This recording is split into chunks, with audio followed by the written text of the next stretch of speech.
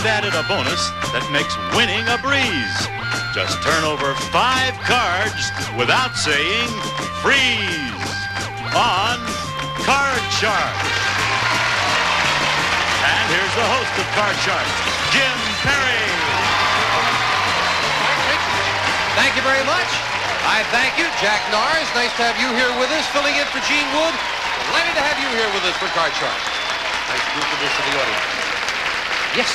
I hope you've been with us. It's just been a while since we put that in. If somebody runs the cards in a 5-card game, it's a $500 bonus. It's added a lot of excitement. I've enjoyed it. I hope you're enjoying it. Something else we are enjoying. I hope you're with us on our last show because our fine champion, Peggy Card, was very, very expecting at the time. Well, we took a week and a half off, and during that week and a half, Peggy has been very busy. So let's bring out our champion right now, a good deal thinner, Peggy Card. Hello, Peggy. Walk slowly.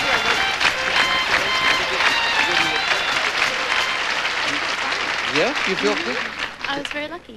And what kind of a baby did you have? We had a little girl, and her name is Belinda Jean. Belinda Jean, and Peggy also brought Belinda Jean down here with us, right? That's nice. That's lovely. Congratulations. Well, thank you very Is that your much. first? No, second. Congratulations. And also congratulations because Peggy has made a little money for Belinda Jean along the way. $30,100 to be exact. Peggy Card has won, and she's going to try to add to it right now. When you won your last match, and we're going to get to the money cards, did you cut them? I sure did. Let's go. Boy, let's start Belinda Jean off well. Let's get to the money cards. Peggy Card, who is indeed a good card player, very analytical, and now she's going to try to make some more money with the money cards. $200 of new money. 3 cards on the bottom line to bet as you will. Up to the second level, we add another $200 of betting money and 3 more cards. Minimum bet's $50 till you get to that top card, the big bet where you must risk at least half. Good luck, Peggy. Thank you. You've had good luck so far with Belinda Jean and the game. Here's $200. Remember, you can change your base card on each level if you need to. And thank you, Lois. Let's start Peggy off with 200 and a 6. I would like to change that card. Only change it once. You must play this one. The 6 becomes... Oh, an 8! Oh, it's great! Change. I'm going to bet all of it lower. $200, the whole thing, that this card is lower than an ace. Yes, Oh, that's with a queen. great. Okay, I'm going to bet all of it lower again. And buying for all of it, $800 if this card is lower than a queen. Yes, All with a right. jack. And I'm going to bet all of it lower again. All of it on the jack. Trying for $1,600 lower. No. Oh, well. You had to go with it. Oh, well, sure, if you got $30,000 in the bank, you can say, oh, well. All right, let's build it up because that king goes up. You still have the other $200. That was a lot of face cards in a row, Peggy. Oh, I know. Well, I haven't seen any lower ones. I'm going to bet all of it lower. Somehow I have to agree with you. Let's go. $400. Lower. Yeah, with a All 3. right. All of it higher. All of it seems to be all she knows with this one. 800 higher. Yes. Okay. I'm going to bet 500 lower. $500 on a near middle card. Is she right? Lower? Yes! Oh! 2! Great comeback in the making with $1,300 off. Up goes the 2. Okay, I'm going to bet all of it higher. $2,600 for Belinda Jean's education if this card is higher. Yeah! Great comeback. 4 cards, $2,600. Peggy, keeping up the good work. Congratulations again. Peggy Card up to $32,700 and still going strong. We'll be back with a new challenger right after this. Back with our champion, Peggy Card. A new addition to her family and over $32,000. And talking about new additions, I don't know if I should mention this, but Janice has added another year to her life. Today is Janice Baker's birthday. Aww. Isn't that nice? 21 years old, just like you told me to tell her, right? Those are 2 brand new decks of cards. Congratulations, Janet. Here comes a new challenger on Card Shark. Steve Olette. Hello, Steve. Nice to have you here. Won't you tell us about you, sir? Well, I'm native of California, homegrown, born and raised right here. I come from a family of thrill seekers. My mother had 9 children. I love skydiving, hang gliding, river rafting, and watching beautiful women. That's a big thrill. Okay. Yeah. Nice to have you here, Steve. Thank you. You cut the cards? Yes, I did. Good luck to both of you. We start the best 2 games out of 3. We start with the champion and Peggy. We found 100 women who have just had a baby. And we asked them, interesting question. Do you think you'll be a better mother than your mother was? How many new mothers do expect to be a better mother than their mother was? Oh, my mom's in the audience, too. Well, I think that they learn from their parents' mistakes, and they'll probably try to do the best job they can. I think they can do a little bit better job. I'd say about 64. 64 out of 100 new mothers said they do expect to do a better job. Steve, higher or lower? I agree with Peggy's logic, but I think that everybody's going to think they're going to be able to do a better job than their mother was. So they're going to be a better parent, so I think that number's going to be even higher. Higher than that? Yes. If it is higher, you'll play your card, Steve. If not, it'll be Peggy with hers. Talking about bonuses, anytime you hit the answer right on the head, that's a $500 bonus. The actual number of new mothers who said they expect to be a better mother than their mother was is 62. Not higher, a little lower. Peggy has it. Peggy gets the first crack of the cards. Of course, the object of the game to work your way across. And again, if you can do it in one try in a 5-card game, it's a $500 bonus there. Peggy, you've got a 7. Oh, I want to change that card. And winning the question, you can change it to a king. All right, lower. Lower than a king. An 8. I'm going to freeze. She's going to freeze, protect the position. That takes care of that bonus possibility.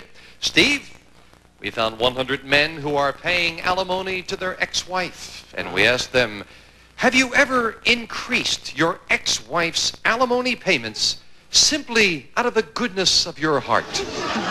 Well, Jim, I mean... Is that violin music I hear right now? How many unselfish men have increased their ex-wife's alimony out of the goodness of their heart? Well, there's a lot of unselfish men in this world. Oh, there are. Oh, there yes, are. without a doubt. And I'm one of them. But of course, when it comes to alimony, I think that the courts, are going to side with the women that have the children and all this. And so the man isn't going to want to increase it, and especially not unless the court says so. So it's going to be a relatively low number. I say it's going to be 27. 27 out of 100 have increased the alimony, Peggy. I agree. I don't think any men are that good when they have to pay all this money out. No, I think men are good, but just not about the alimony thing. Anyway, I'm going to say it's going to be lower. Lower than that. I love the way she said, men are not that good. The actual number of men who have increased their ex-wife's alimony payments out of the goodness of their heart is 9. That's all. Yeah, it's lower. Right, give me that card. Steve is so happy. He didn't win the question, but he's so happy. No, it was lower, Steve. You see that? Oh, I'm sorry. Yes, that's Peggy. That's quite all right. Peggy doesn't mind as long as we play her card. You've got an 8. Right. I'm going to change that card. Okay, the middle card becomes a queen. Oh, that's great. Lower. Lower than a queen, a 6.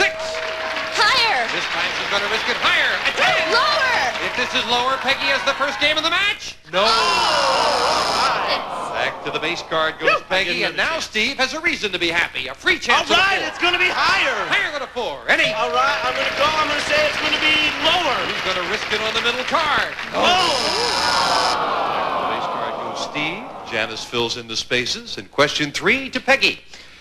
Peggy, we asked 100 child psychiatrists, does a growing boy need a man around the house in order to learn how to be masculine? How many child psychiatrists said yes, a boy does need a man around the house to learn how to be masculine? Well, I don't think that, I'm not a child psychiatrist, and I don't think they have to have a man around the house. And so I think that... How many feel they do? Well, I think that about 33 think they would. 33 out of 100 child psychiatrists feel that way, Steve. I think that the number is going to be higher because it's an important thing to have masculine authority around. It's a set an example. The actual number of child psychiatrists who said a boy needs a man around the house to learn how to be masculine is 44. All right! Higher than I thought it was going to be. It's going to be higher. He's going to play that 4 higher. He's right. Okay. I'm going to freeze. This time he's not going to gamble, and it sets up a situation where both players need 3 cards. Sudden death. Someone has to win this game on this play of the cards. Steve, we asked 100 bachelors across the country. Very simply, do you expect to marry a virgin? How many bachelors do expect their wife to be a virgin? Well, I'm a bachelor, and if I'm going to get married, it's not going to be to a virgin. I mean, this is part of the game, right? I mean, you're going to be married all your life. Sexuality is a big thing, and you're going to have to be happy and live with it. So, how many do expect their wife to be a virgin? It's going to be a really low number. It's going to be 11. 11. Bachelor goes very low with that one, Peggy. What do you think? I think with the new morals, it's going to be just a little bit higher. Little higher. Interesting that the Oh, Bachelor wait a minute. went very low. Yeah. Yeah. How many bachelors do sorry. expect their wife to be a virgin? He said 11. I'll still say it's just going to be a little bit Little higher. This will yes. decide control and sudden death. The actual number of bachelors who expect their wife to be a virgin is 11. Right. Yeah. Nicely done, Steve. Steve has himself a $500 bonus. And most importantly, you have control of this board as well, where you could play it or pass it. I got control of this board, and Peggy is an excellent player, and I don't want to see her lose, but I'm going to pass the cards to her. And Peggy, that Okay. means you've got to get all 3 cards to win it. One mistake, and Steve has the first game of the match. With a queen, what do you say? I'm going to say lower. Lower than a queen. A 2. Higher. Higher than a 2. A jack. Lower. And now the big call. Is it lower? Yes! To win the game. Oh, great. Well, so that turned out to be a moneymaker for both of you. Game 1 with $100 for Peggy, $500 in a bonus for Steve, who needs game 2. Coming at you right after this. Same 2 decks of cards. Next card's off the top of the deck. Starting game 2 with Peggy. Peggy, we asked 100 people, have you ever sneaked out of a restaurant without paying the check? How many people admitted they have? Oh, I think that would be a pretty rotten thing to do and pretty hard to do. And so I would say it's going to be a relatively low number. I would say about 25. 25 out of 100 people have sneaked out. I agree with the logic Peggy has, but it's a really rotten thing to do, and there's just, no, it's really would be hard to do, so how are you going to do it? I think it's going to be a lower number. Lower than that. The actual number of people who have sneaked out of a restaurant without paying the check is 21. It is low. All right. 21 out of 100. Big card now, big card. He wants a good card. Oh, wow. Change that card. Still with an opportunity at a good card. Woo! And he got it. Yes, lower. Lower than the ace. The 10. I'm going to freeze. Not going to try to run him. No, I learned my lesson now. Steve, the question to you. It's always a temptation, and 10's one of those borderline cards. It is. Steve, we asked 100 married women. If a whole month went by without your husband romancing you, would you suspect he was having an affair? How many women said if their husband did not romance them for a month, they would suspect he was having an affair? Well, that's a tough question. I think it's going to be a middle number because it's, one of those things. You don't have to have sex all the time. I mean, we're in a society of liberation. Sex is okay and no sex is okay. So it's going to be a middle board number. I prefer the It's going to latter, be personally. 55. No, the former, I mean. Okay, so I say Made me nervous. 55. 55. 55 out of 100 said they would suspect he was having an affair. Well, if I'd gone a whole month, I'd be worried that he was just tired or sick. So I'm going to say it's going to even be lower. Lower than that. It occurred to me as I was reading the question, I know some people that if they did have it in a month, she'd start thinking that they were having an affair. 55 and lower.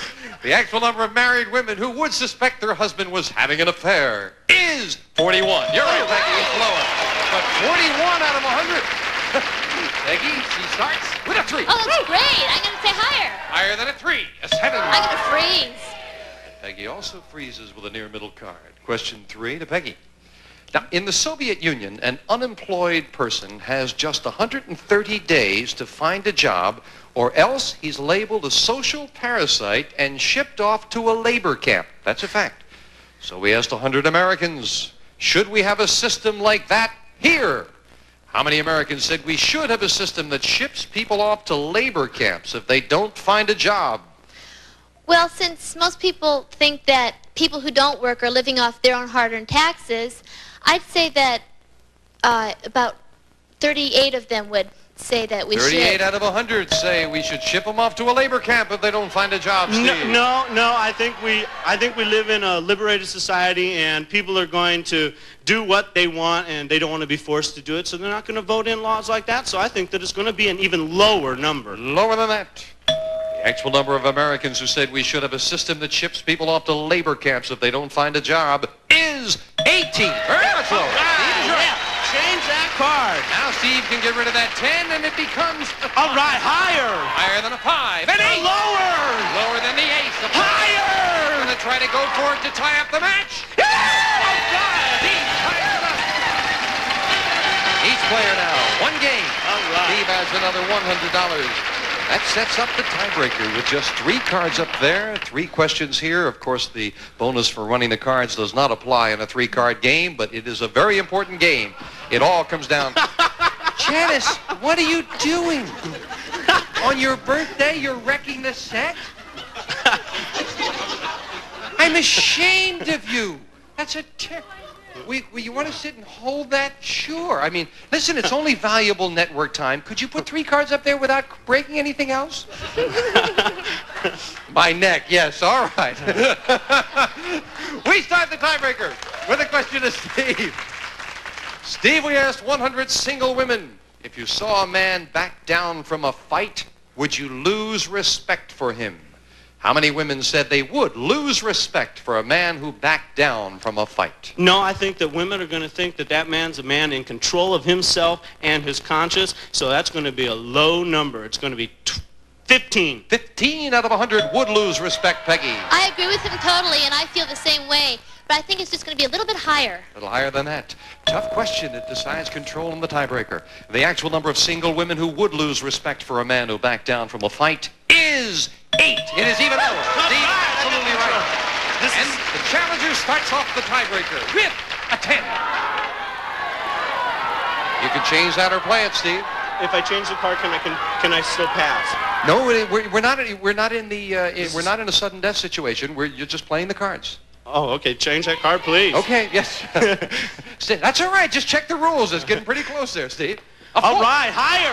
Higher than a 4. A king. Lower. I'm sure Steve knows this. If this is lower, he is the new champion. No. Oh, no. It had to be lower against an opponent. A break for Peggy. She's still in it with a 4. Higher. Higher than a 4. No. Oh, my goodness. I get another chance. Janice will fill in the spaces. Peggy, we asked 100 Catholic priests, is it okay to pray for money? How many priests think it is okay to pray for money? I think that they think that you should pray for other things, though, that are more...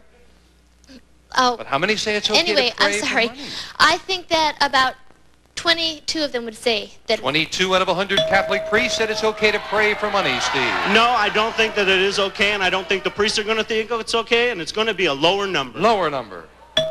You may be right. I know you play bingo for money, but pray. 22 and lower. The actual number of priests who think it's okay to pray for money is 93. I guess it's as valid as anything else to pray for. Peggy, you're looking at a 4. Okay, I'm going to say higher. Higher than a 4. Oh, no! Again. Steve, a free chance All right, for a 4. higher. Higher than a 4. Oh, no! And now, just what Steve was talking about has come about. We are at sudden death in the tiebreaker down to the wire. We'll quickly get into it. Steve, we surveyed 100 Englishmen who are dukes, barons, and earls. These men are all members of the English aristocracy. And we asked them, have you ever had dinner at Buckingham Palace? How many English aristocrats have had dinner at Buckingham Palace? That's got to be quite a thing to do, and, you know, it's going to be a very low number. It's going to be 17. Only 17 out of 100 have had dinner at Buckingham Palace. I think that with, since they are earls and baronets and things like that, that they would have an occasion to go to Buckingham Palace. I'm going to say it's going to be higher. Higher than that. The actual number of English aristocrats who have had dinner at Buckingham Palace is 59. Peggy's right. Okay. Peggy, now we are in sudden death in the tiebreaker where you, with control, can play it for 2 cards or pass it to Steve for 2. Oh. I think I'm going to play it. You're going to play it. Are you going to play it with a 4 or are you going to change it? I'm going to keep the 4 and go higher. Now you've got to get them both. One mistake, Steve is a champion. Get them both, and Peggy goes back for the big money. A big call. Higher, she says. It is a 5. Higher. Now, the last card for the championship. Yes! Peggy wins it. And we have to say goodbye to Steve. Steve, a great match. Down to the wire. You're leaving us with $600. Yeah. Peggy, come on down here with me. I'm taking the set with me so Janice doesn't cause any more mischief, and we'll be right back right after this. We've already played the money cards once, so after Peggy cut them, they've been dealt out in front of the studio audience. Good luck. Here's $200. And we'll see if we can start Peggy off with a goodie. Thank you, Lois. 200 and a jack. Okay, I'm going to bet all of it lower. Playing the jack and $200 lower. No. But you're on your own now. You don't lose with that. You still have 200 and a jack. Okay, I'm going to slow that all of it lower. All of it again lower. And this time she's right. 400 and a 3. All of it higher. Trying for $800 higher. Yes. Okay. Up goes the 10. We add another 200. You have $1,000. I want to change that card. And the 10 becomes, well, a 6. 1,000 and a 6. Okay, I'm going to bet 500 higher. Half of it, $500 higher. Yes, it is. All right, all of it lower. 3,000 if it's lower, and it is. All right, I'm going to bet 1,000 lower. $1,000 on a middle card lower. No. Oh, if you had held back another ace, but nevertheless, $2,000 in the best card in the deck. Lower. 4,000 if this is lower than an ace. Yes. $4,000 for Peggy Card. Another big win, and we'll be right back with Peggy right after this. Stick around. Bigger battles than Thanksgiving dinner are up next on the Best of Family Feud. Then it's the hottest game in town, Hollywood Showdown, followed by Match Game PM.